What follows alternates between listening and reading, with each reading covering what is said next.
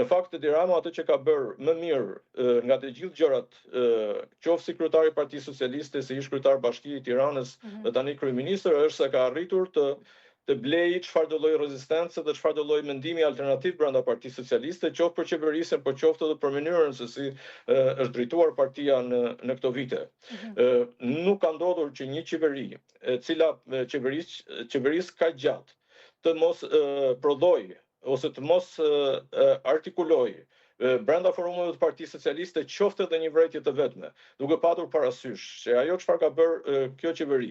është tërësisht e lidhur me korrupsionin, është e lidhur me krimin organizuar, ka problematikën të zbatimit të ligjeve, mungon aksesi qytetarëve tek qeverisja, po edhe tek instrumentat e qeverisjes. Qeverisja është në funksion të oligarkisë e kështu me radhë, por pavarësisht gjithë këtyre gjërave të rënda që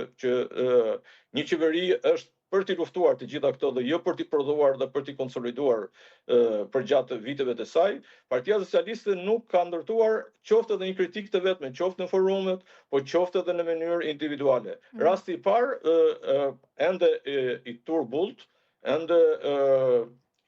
si thua i mjegullt, është rasti i Spiro Palit, të cilën e kemi parë të vendoset përkundrejt kryeministrit Rama dhe